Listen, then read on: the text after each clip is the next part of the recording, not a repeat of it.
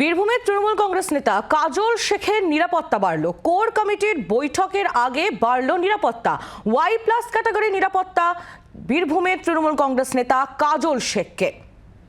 বীরভূমের তৃণমূল কংগ্রেস নেতা কাজল শেখের নিরাপত্তা বাড়ল। কোর কমিটির বৈঠকের আগেই বাড়ল এই নিরাপত্তা। ওয়াই প্লাস ক্যাটাগরি নিরাপত্তা কাজল শেখকে।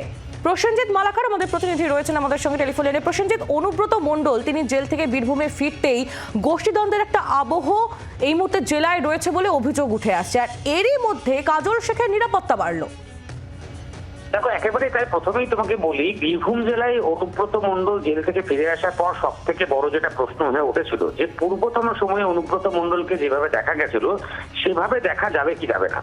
কিন্তু এই বিগত 2 বছরে যখন তিনি জেলে ছিলেন তার মধ্যে সব থেকে বেশি করে বলা যায় কাজল শেখ বীরভূম জেলার সভাধিপতি তার উত্থান ঘটেছে এবং রাজনৈতিকভাবে তার গুরুত্ব যথেষ্ট বৃদ্ধি পেয়েছে।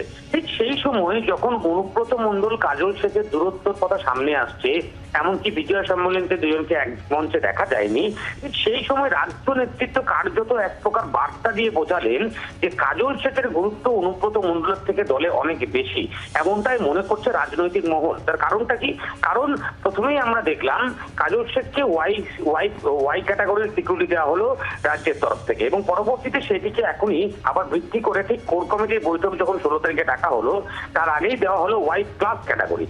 অর্থাৎ তুমি বুঝতেই পারছো নিরাপত্তা তার বৃদ্ধি হলো এবং কোথাও না কোথাও যখন 16 তারিখে কোর কমিটির বৈঠক ডাকা হলো এবং আগে থেকে বারবার একটা অভিযোগ উঠে আসছিল যে কোর কমিটির বৈঠক ডাকা হচ্ছে না, ঠিক সেই সময় দাঁড়িয়ে যখন কোর কমিটির বৈঠক ডাকা হলো এবং কোর কমিটির আহ্বায়ক দাবি করলেন যে কাজল শেখ সহ কোর কমিটির প্রতিনিধিরা যেমন থাকবেন তার পাশাপাশি অনুব্রত মণ্ডল তিনিও কোর কমিটির বৈঠকে থাকবেন।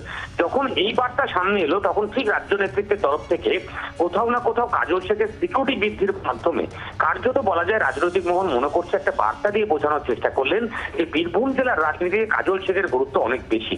ফলে সেই জায়গায় দাঁড়িয়ে রাজনৈতিকের বার্তার পরে আগামীতে কোন পরিস্থিতির দিকে যায় এবং রাজনৈতিকভাবে বীরভূম জেলার পরিস্থিতি কোন দিকে যায় সেদিকে অবশ্যই দেখার দরকার রয়েছে। তার পাশাপাশি অনুব্রত মণ্ডলের ভবিষ্যৎ, কোর কমিটির ভবিষ্যৎ এবং বীরভূম জেলা তৃণমূল কংগ্রেসের ভবিষ্যৎ কোন দিকে এগিয়ে যাচ্ছে সেটাও কিন্তু যথেষ্ট দেখার বিষয়।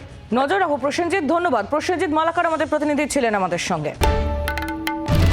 বাংলার আওয়াজ, বাঙালির আবেগ, জি 24 ঘন্টা।